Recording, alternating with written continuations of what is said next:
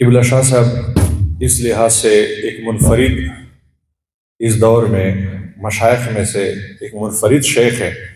کہ آپ علماء سے بھی تعلق رکھتے ہیں، درس و تدریس سے محبت رکھتے ہیں،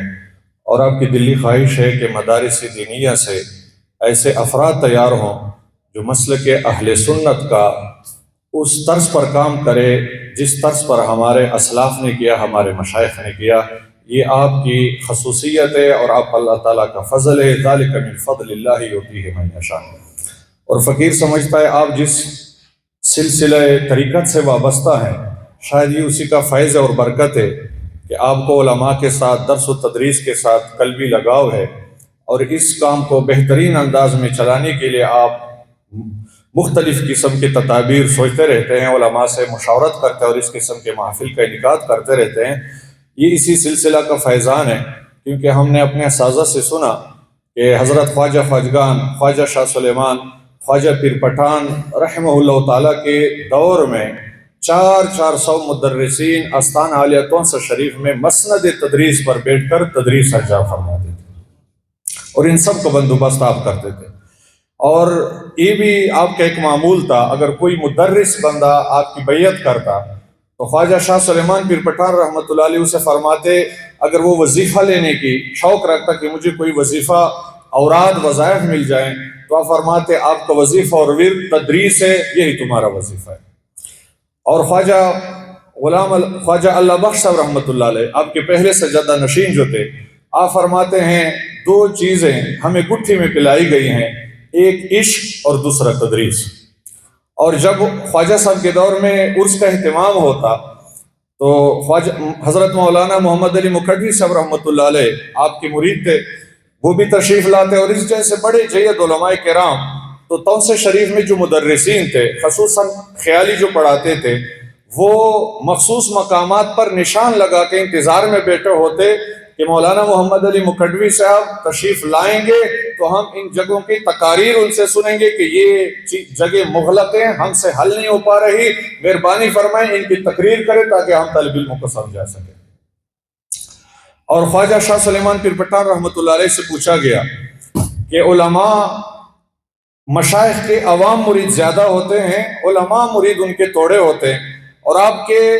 مریدوں میں علماء بہت زیادہ ہیں، اکثر ہے، اس کی وجہ کیا ہے؟ تو خواجہ شاہ سلیمان رحمۃ اللہ تعالی علیہ نے فرمایا علماء شعر ہوتے ہیں اور شعروں پہ ہاتھ ڈالنا بھی شعر کا کام ہے۔ تقریباً بڑی بہترین تقریریں ہو چکی ہیں، ہم دھند کے باعث لیٹ تاخیر سے پہنچے۔ اگر ان سب کو بیانات کو سمیٹا جائے تو ایک دو نکتے اس پر عرض کیے جا سکتے ہیں کہ علماء کرام کی مجموعی فضائل میں سے ایک بڑی فضیلت یہ بھی ہے کہ وقت میں جتنے فتنے اٹھے تمام فتنوں کی سرکوبی علماء حق اور مشائخ اہل سنت نے فرمائی، اور قادیانیوں کو بھی ماننا پڑا کہ جب اس نے جھوٹے نبوت کا دعویٰ کیا تو بہت سارے لوگوں نے مانا، آج بھی بہت سارے ان کے ماننے والے ہیں، انہوں کو اپنی کتابوں میں اقرار کرنا پڑا اگر علماء حق نہ ہوتے تو وہ لوگ جو مجھے نبی نہیں مانتے میں ان کو بھی اپنا امتی بنا چکا ہوتا، اپنے نبوت کا اقرار ان سے کروا چکا ہوتا، یہ علماء رکاوٹ بنے جو ان لوگوں نے میرے نبوت کو نہیں مانا۔ اور یہ بھی ایک حقیقت ہے کہ علماء مدارس دینیہ سے پیدا ہوتے ہیں، اسکول، کالج، یونیورسٹی سے ایسے افراد تیار نہیں ہوتے۔ اعلیٰ حضرت عظیم البرکت نے تمام فتنوں کا مقابلہ کیا، لیکن آپ کسی اسکول میں، یونیورسٹی، کالج میں نہیں گئے، آپ نے وہی قدیم درس اپنے والد گرامی سے اور چند دیگر اساتذہ سے پڑھا، اور اللہ نے وہ استعداد عطا فرمائی کہ تمام چیلنجز کا آپ نے مقابلہ کیا۔ تاجدار گولڑا پیر مہر علی شاہ رحمۃ اللہ علیہ نے فتنہ قادیانیت کا بھی مقابلہ کیا اور دیگر فتنوں کا بھی مقابلہ کیا۔ آپ کسی اسکول، کالج کے یا یونیورسٹی کے پیدا کردہ فرد نہیں تھے، آپ نے اسی دینی اداروں میں قدیم درس نظامی پڑھا، اور وہ قدیم درس نظامی اتنا اہم اور جاندار ہے اور اتنا صلاحیت دینے والا ہے کہ اگر وہ بندہ صحیح سمجھ کے پڑھے تو وقت کے نئے چیلنجز کو بندہ سمجھ بھی سکتا ہے اور ان کا تدارک بھی کر سکتا ہے۔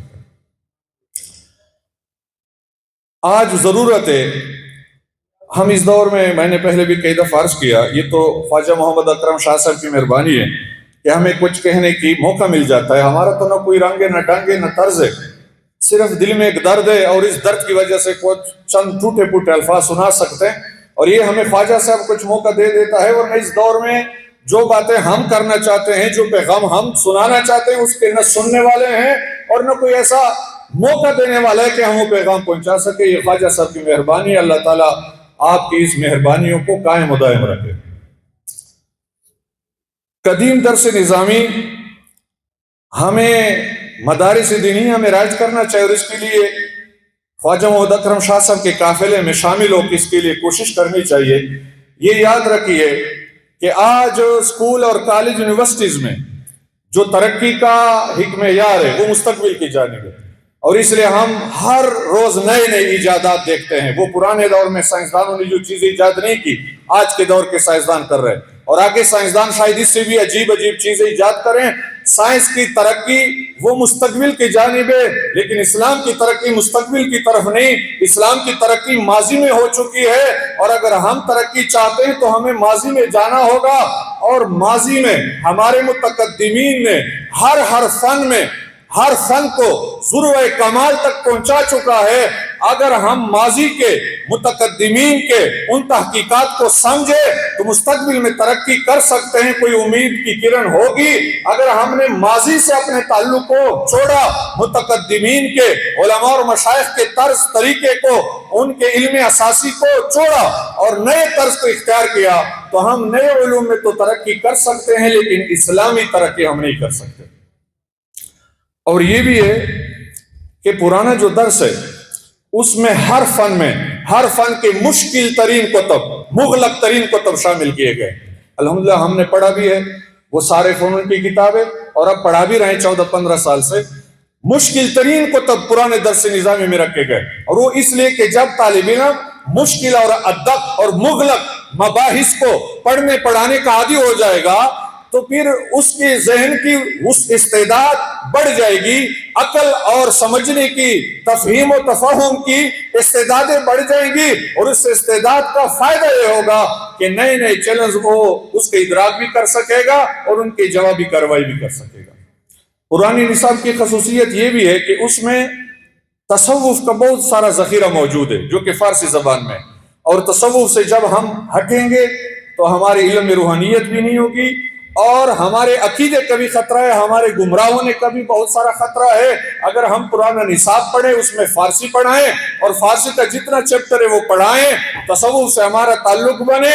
تو ہمارے علم میں وہی اسلاف والی روحانیت بھی ہوگی، اور تصوف بندے کے عقیدے کا بھی محافظ ہے. کیونکہ اولیاء کرام کا جو علم ہے اس گمراہی ان کے قریب نہیں جا سکتی. علماء کا علم استدلال سے ہے، استدلال میں غلطی لگ سکتی ہے، اور مشائخ کا علم عین الیقین ہے، وہ مشاہدہ ہے، اس میں غلطی کی گنجائش نہیں ہوتی، تو ہم گمراہی سے بھی بچ سکتے ہیں. اگر ہم نے فارسی کو کٹایا تو جتنے نقصان ہیں وہ آج بھی ہم اپنے آنکھوں سے دیکھ رہے ہیں. دوسرا، پرانے نصاب میں منطق و فلسفہ کا بڑا دخل ہے، اور ہم منطق و فلسفہ سے چاند پر کیا 7ویں آسمان پر بھی لوگ پہنچ جائے نا، ہم منطق و فلسفہ سے مستغنی نہیں ہو سکتے. یونانیوں نے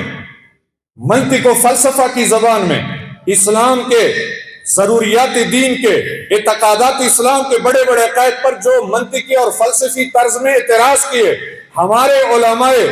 اسلام نے منطق پڑھا، فلسفہ پڑھا، اور ان منطق اور فلاسفہ کے فلسفیانہ اعتراضات کا جواب منطق و فلسفی کی زبان میں دیا. متکلمین اور فقہا جز لا یتجزا کے قائل ہیں، اور حدوث عالم اسی پر مبنی ہے جو پہلا عقیدہ اہل اسلام کا ہے. اور فلاسفہ انہوں جز لا یتجزا کے قائل نہیں ہے، اور وہ اس کے لیے بڑے دلائل لاتا ہے، اور ان دلائل کا توڑ فلسفے کی کتاب صدرہ میں ہے. اگر ہم صدرہ پڑھیں گے تو ان فلاسفہ یونان کے تمام دلائل کا جواب دے سکتے ہیں، اپنے عقائد کا تحفظ کر سکتے ہیں. اگر ہم فلسفہ یونان نہ پڑھیں، اگر ہم یہ منطق اور فلسفہ نہ پڑھیں تو ہم فلاسفہ یونان کے ان اعتراضات کا جواب نہیں دے سکتے. آج جتنے ہمارے ادارے اسکول کالج یونیورسٹیز کے، ان کے مضامین میں فلاسفہ یونان کے عقائد اسلامیہ پر اٹھائے گئے اعتراضات کا ایک بھی جواب موجود نہیں. ایک میں مثال عرض کروں، यूनान के फलासफा हशर जिस्मानी के मुनकिर है, वो इआद मादूम के मुनकिर है, इआद मादूम के नज़दीक मुमतने। इश्काल है उनको, वो कहते तुम कहते हो कि दोज़खी का जो एक दांत है वो ओहद के बराबर किया जाएगा, और ज़ाहिर जब इतना बड़ा दांत हो तो उसके लिए मुंह भी इतनी बड़ी होनी चाहिए, तो एक दांत है, फिर 32 दांत है तो मुंह कितनी होगी, फिर ये मुंह भी किसी चेहरे में फिट करना होगा, फिर चेहरा कितना होगा, फिर सर कितना होगा, फिर कद कितना होगा। तो फलासफा यूनान ने कहा एक दांत जो छोटा था इस दुनिया में, अब जब उसको ओहद के पहाड़ जितना किया जाएगा तो उसके साथ और मादा मिलाया जाएगा, तभी तो वो बढ़ सकता है। मादा मिलाए बगैर वो नहीं बढ़ सकता, और वो मादा मासियत में शरीक नहीं था दुनिया में, नया मादा होगा। अगर उसे अजाब होगी तो ताजीब बिला मासियत लाजिम आएगी, और ताजीब बिला मासियत अकल के भी खिलाफ है और तुम्हारी शरीयत के भी खिलाफ है। अब इस एक एतराज का जवाब कोई प्रोफेसर हमें दे, कोई जज हमें दे, कोई बड़े से बड़ा इस दौर का सेकुलरिज्म तालीमी याफ्ता अंग्रेजी पढ़ने वाला दे। इस दौर के जितने नए इदारे, किस इदारे में उसका जवाब मौजूद नहीं है। इसका जवाब हमारे मनातका ने दिए और मुतअद्दिद जवाब दिए, जो मुल्ला जलाल में भी मौजूद है और रिसाला कुतबिया के अंदर भी तफसीलन मौजूद है। मुझे बताया गया कि आप बराए करम इख्तिताम करें, ये दर्द बहुत लंबा है, बहुत टाइम इसके लिए चाहिए। चलो मैं इसी को काफी समझूं और आखिर में ये अर्ज करूं कि इस दौर में ऐसे उलमा हमारे पास हैं जो पुराना निसाब पढ़ा सकते हैं। अगर हमने अब भी कोताही की और पुराने दर्स को राइज करने के लिए अमली और जानदार इकदामात न उठाए तो फिर एक ऐसे दौर में हम पहुंच जाएंगे कि अगर हम करोड़ों अरबों खरबों रुपए भी लगाना चाहें तो वो ऐसे अफराद हमारे पास नहीं होंगे जो वो बड़े असबाब पढ़ा सके और ऐसी रिजाल पैदा करे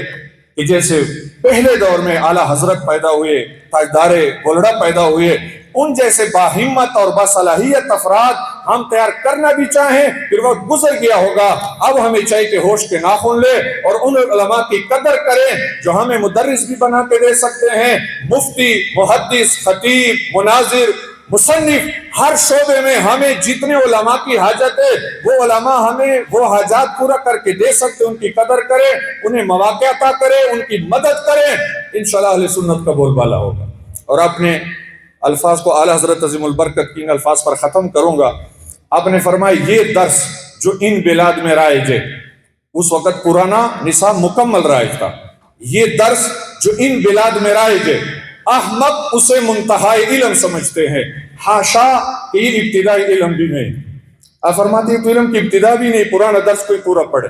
अब सवाल होगा कि जब ये पुराना दर्स ही इल्म की इब्तिदाई नहीं, फिर हम 20 साल क्यों लगा रहे, 15 साल क्यों लगा रहे, हमारा दिमाग खराब है। आप फरमाया इस्तेदाद आना इससे मंजूर है, बाकी रहा इल्म है हाथा हुनूस दिल्ली दूर है, ये सिर्फ इस्तेदाद इल्म इसके बाद हासिल करना होगा। अगर आला हजरत पुराने दर्स को भी इल्म इब्तिदाई इल्म भी नहीं समझते तो फिर आज के जो निसाब राइज हो गए अगर आला हजरत के सामने पेश किए जाते तो आपकी राय क्या होती। अल्लाह ताला क़िबला पीर साहब की तमाम कावशों को अपने बारगाह में कबूल फरमाए और उलमा की जितने भी हाजात गैब के खजानों से पूरा फरमाए। और अगर कोई गलती हुई माजरत से मैं उस पर माजरत ख्वाह हूँ। वाखिर दावाना अनिल हम्दुलिल्लाहि रब्बिल आलमीन।